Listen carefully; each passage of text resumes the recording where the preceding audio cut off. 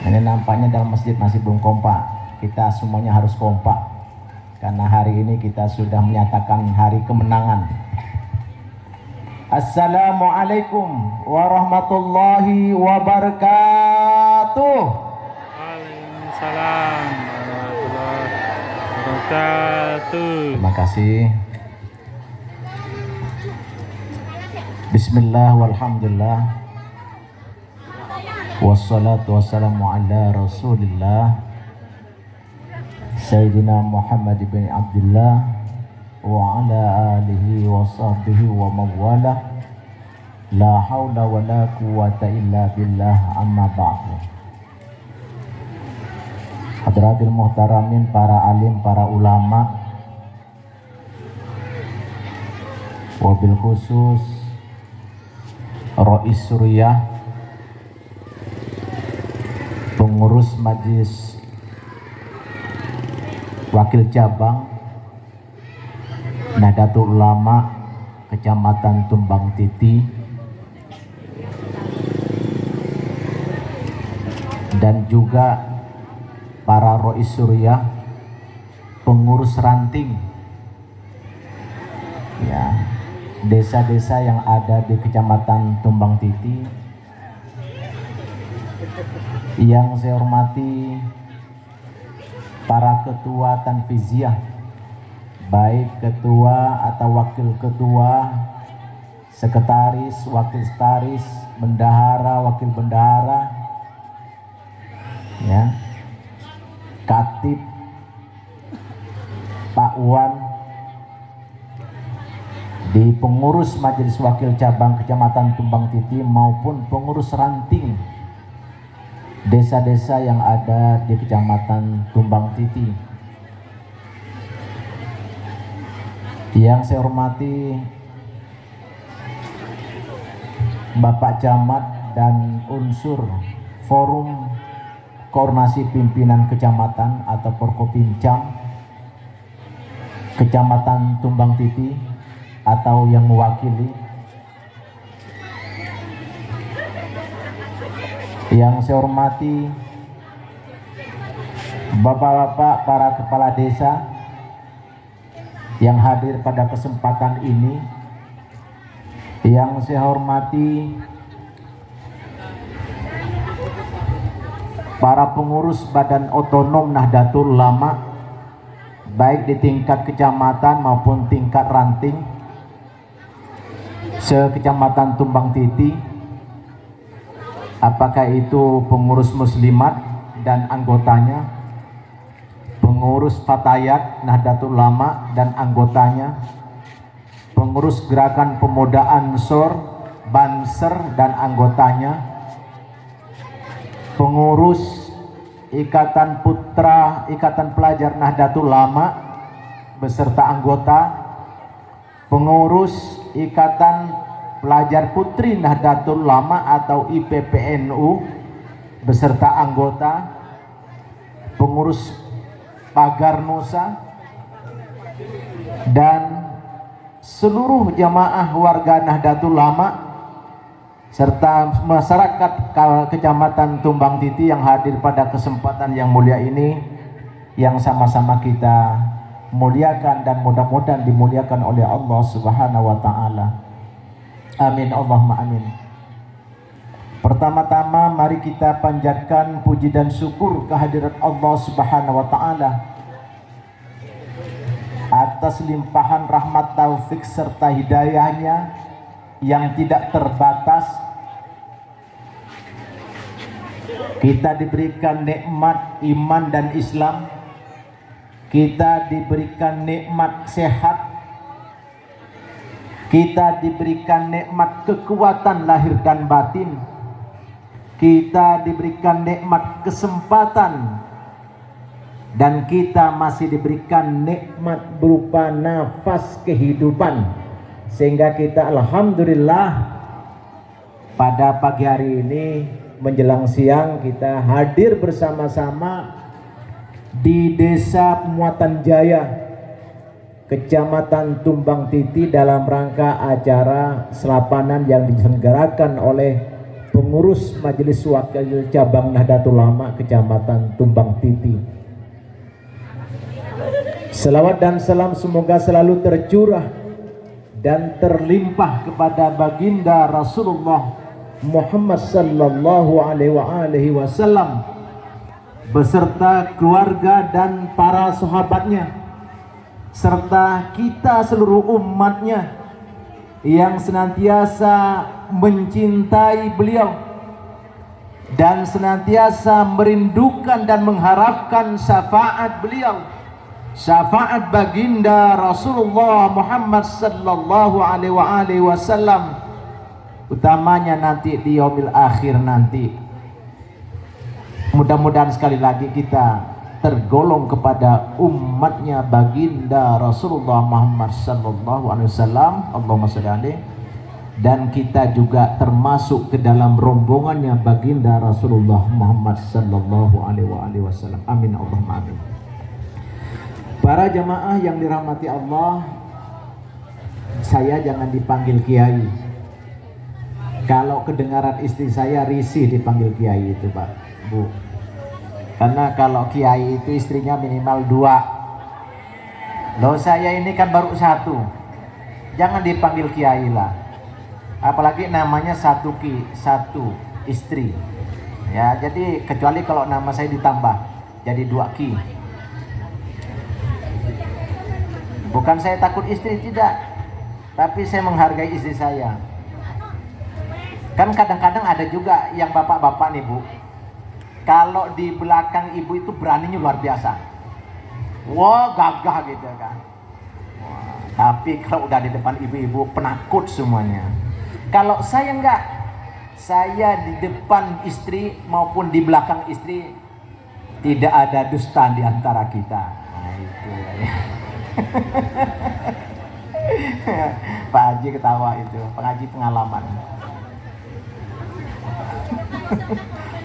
Nah, jadi alhamdulillah saya selaku ketua NU Kabupaten Ketapang merasa bersyukur. Yang pertama tentu hadir di tengah-tengah majelis yang mulia dan penuh barokah ini sebagai pribadi dan keluarga dan sebagai pengurus Nahdlatul Ulama Kabupaten Ketapang mengucapkan selamat Hari Raya Idul Fitri 1444 Hijriah. Minal aidin wal faizin, mohon maaf dan lahir batin jika memang selama ini dalam pergaulan kita, walaupun saya baru kali ini ke Pemotan Jaya, lewat dengan Pak Bupati pernah saya lewat sini, mampir di sini. Tapi saya ngisi pengajian di sini dan hadir di majelis NU itu baru hari ini. Alhamdulillah saya dipertemukan oleh Allah dengan Bapak Ibu semuanya. Tapi mungkin ada sikap perilaku sopan santun, tutur kata yang kurang pantas, baik di awal nanti bahkan sampai di akhir. Maka sekali lagi di Hari Raya Idul Fitri ini kami mohon maaf yang sedalam-dalamnya, sebesar-besarnya, setinggi-tingginya, seluas-luasnya. Yang kedua kalinya saya berterima kasih kepada pengurus Majelis Wakil Cabang Nahdlatul Ulama Tumbang Titi yang telah menyelenggarakan kegiatan seperti ini setiap bulan rutin, kecuali bulan Ramadan kemarin kita off karena kita fokus melaksanakan ibadah puasa dan ibadah-ibadah lain di bulan Ramadan. Maka hari ini kita lanjutkan kembali, walaupun sekali lagi saya sebagai ketua NU baru kali ini saya bisa hadir. Selama ini ketika pengurus NU Kecamatan Tumbang Titi meminta bantuan untuk hadir dan meminta bantuan penceramah, kita selalu menugaskan ustadz-ustadz, kiai-kiai yang lain untuk hadir. Sementara saya belum berkesempatan hadir karena kesibukan saya selama ini. Tapi alhamdulillah sekali lagi Allah telah memberikan kekuatan kepada saya, kesempatan kepada saya untuk hadir bersama-sama kita semua di majelis yang mulia dan penuh barokah ini. Amin Allahumma amin. Bapak Ibu sekalian yang saya muliakan, ini tidak gampang untuk menjalankan kegiatan ini. Pengurus NU kecamatan itu 20 kecamatan, ada 19 kecamatan minus hulu sungai, karena hulu sungai belum terbentuk karena belum ada muslim pun hanya satu dusun, ya, belum lengkap. Jadi susah juga jadi cari pengurus NU gitu. Nah, tapi di 19 kecamatan yang lain alhamdulillah sudah terbentuk semua. Namun, walaupun sudah 19 kecamatan yang terbentuk, ada sebagian di antara kecamatan yang tidak mati dan tidak hidup. Nah, la yamutu wala ya. Tidak mati tapi juga tidak hidup. Ibu-ibu kan tahu kan? Kalau udah benda tidak mati dan tidak hidup. Nah, itulah NU di kecamatan-kecamatan. Tidak mati juga tapi tidak hidup. Mau dibilang apa itu?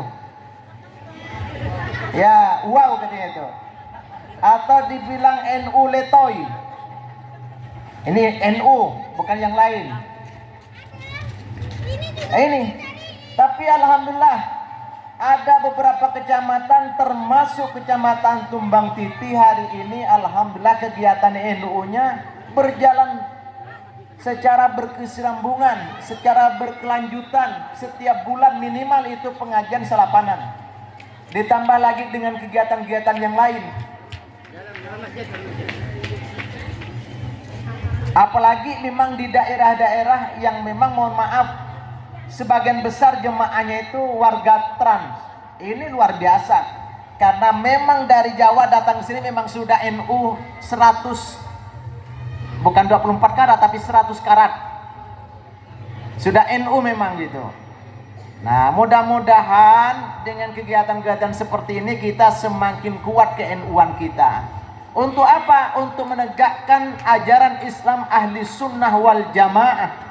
Yang ini adalah warisan para ulama kita. Dan ini juga warisan Rasulullah Muhammad sallallahu alaihi wasallam. Oleh karena itu keberadaan Nahdlatul Ulama ini Bapak Ibu sekalian ini dalam rangka menjadi benteng, menjadi pertahanan untuk umat Islam dan juga untuk generasi-generasi Islam kita, supaya kita tidak terpengaruh dengan ajaran-ajaran yang lain yang sering membid'ah-bid'ahkan, yang sering mengkafir-kafirkan. Kalau kita NU tidak ada istilah bid'ah, tidak ada istilah kafir mengkafirkan. Kalau mereka ini kita maulidan dikatakan bid'ah ahli neraka, kita ziarah kubur dikatakan bid'ah ahli neraka, ya, kita tahlilan bid'ah katanya itu ahli neraka. Nah, ini kelompok-kelompok mereka. Maka dengan hadirnya NU di Kecamatan Tumbang Titi, hadirnya NU di setiap desa di Kecamatan Tumbang Titi, insya Allah umat Islam, warga Nahdlatul Ulama insya Allah akan terlindungi dari pengaruh ajaran-ajaran yang lain, ajaran-ajaran yang tidak sesuai dengan ajaran baginda Rasulullah Muhammad sallallahu alaihi wasallam. Maka kita berterima kasih dengan para ulama kita, para kiai kita, para ustadz kita, karena mereka inilah, beliau inilah sebagai garda terdepan dalam rangka untuk membentengi umat Islam, membentengi warga Nahdlatul Ulama dari pengaruh-pengaruh aliran-aliran yang tidak sesuai dengan ajaran Rasulullah. Para jamaah yang dirahmati Allah, kita bersyukur hari ini sudah berada di bulan Syawal dan kita sudah melaksanakan ibadah puasa dan ibadah-ibadah lainnya selama bulan suci Ramadan. Kita mudah-mudahan termasuk orang yang beruntung karena kita sudah melaksanakan ibadah puasa dan ibadah-ibadah lainnya di bulan Ramadan selama 1 bulan. Mengapa kita dikatakan orang yang beruntung? Karena kalau kita selama bulan suci Ramadan kita memperoleh rahmat, ampunan dan kebebasan dari siksa api neraka, maka kita termasuk bagian dari hamba-hamba Allah yang mencapai keberuntungan, mencapai kemenangan. Dan kita-kita itulah yang disebut manusia yang fitrah, manusia yang suci lahir batin, seperti anak, seperti bayi yang baru lahir dari kandungan rahim ibu kita. Nah, itulah kira-kira kalau kita sudah melaksanakan ibadah puasa dan ibadah-ibadah yang lain di bulan Ramadan, maka kita hari ini akan keluar menjadi manusia-manusia yang fitrah, manusia yang suci lahir dan batin. Siapa mereka? Mereka itulah yang mencapai derajat takwa di sisi Allah Subhanahu wa taala sesuai dengan tujuan kita melaksanakan ibadah puasa. Ya ayyuhalladzina amanu kutiba alaikumusiyam kama kutiba alal ladzina min qablikum la'allakum tattaqun. Jadi kita tujuan berpuasa itu supaya menjadi orang yang bertakwa. Kita berdoa pada Allah mudah-mudahan kita termasuk orang-orang yang bertakwa. Kalau Bapak Ibu sekalian menanyakan untuk apa menjadi orang yang takwa? Kenapa kita mesti harus menjadi orang yang bertakwa? Maka Allah Subhanahu wa taala menegaskan di dalam Al-Qur'an beberapa keutamaan orang yang masuk dalam golongan orang-orang yang bertakwa. Yang pertama di dalam Al-Quran surah Al-Hujurat surah ayat ke-13 Allah berfirman, inna akramakum indallahi asqakum, sesungguhnya orang yang paling mulia di antara kalian di sisi Allah adalah orang yang bertakwa. Ingat ini kata Allah, orang yang paling mulia di sisi Allah ternyata adalah orang yang bertakwa.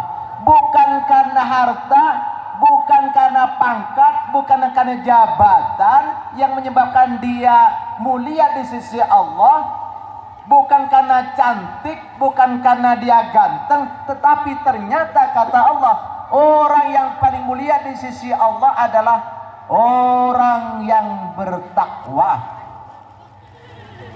Walaupun dia punya pangkat jabatan yang tinggi, tapi karena tidak bertakwa, maka dia akan menjadi orang-orang yang ulaika kal an'am balhum adon.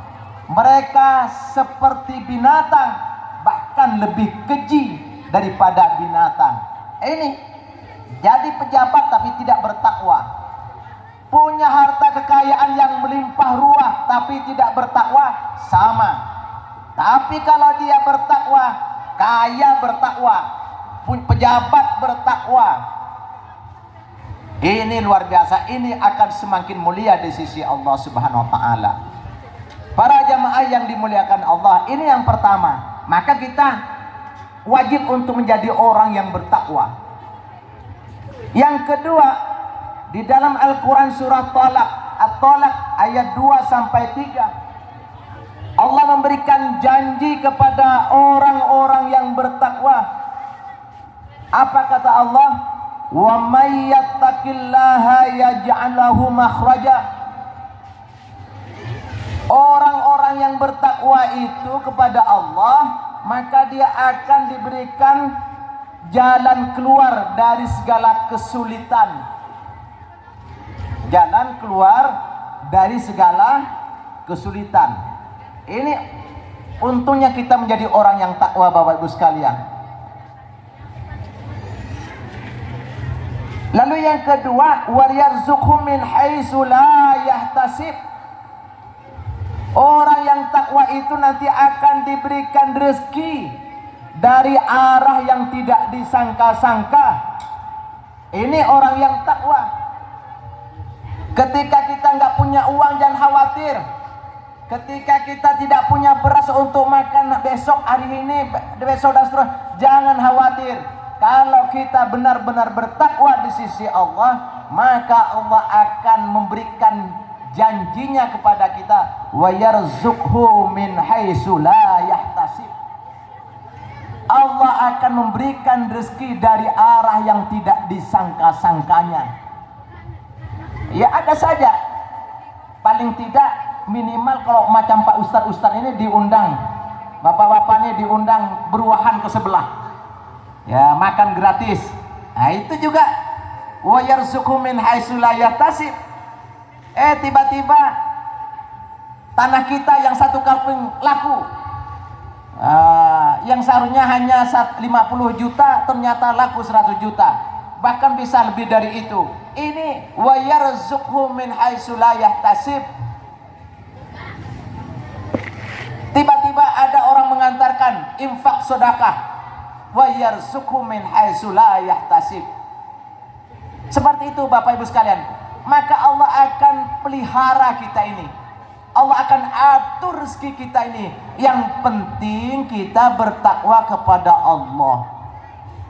Sudah berapa? Sudah 3 ya. Keutamaan orang bertakwa itu. Tadi pertama lebih mulia di sisi Allah. Yang kedua akan diberikan jalan keluar dari segala kesulitan. Yang ketiga akan diberikan rezeki dari arah yang tidak disangka-sangka. Di ayat ketiganya Allah menegaskan lagi, wa may yattaqillaha wa may yatawakkal fahuwa hasbuh wa may yatawakkal 'alallah fahuwa hasbuh. Barang siapa yang bertawakal kepada Allah, maka akan dipenuhi keperluannya, dicukupkan keperluannya. Nah, kita misalnya perlu apa? Keperluan ini cukup, ini kata-kata cukup ini sama dengan kebutuhan ya Pak ya. Keperluan di sini bukan kemauan. Kalau kemauan sih kita mau aja, mau apa gitu. Udah punya mobil 1 pengen punya mobil 2, punya motor 1 pengen punya motor 2, punya rumah 1 pengen punya rumah 2, punya istri 1 pengen punya istri 2, 3, 4. Itu kemauan, nafsu itu. Tapi yang dimaksud ayat ini adalah keperluan, dicukupkan keperluan. Yang penting kita bertawakal kepada Allah, serahkan semuanya kepada Allah. Tar Allah yang akan mengaturnya. Wa may yatawakkal 'alallah fahuwa hasbuh. Ini keutamaan orang yang bertakwa. Lalu apa lagi? Kira-kira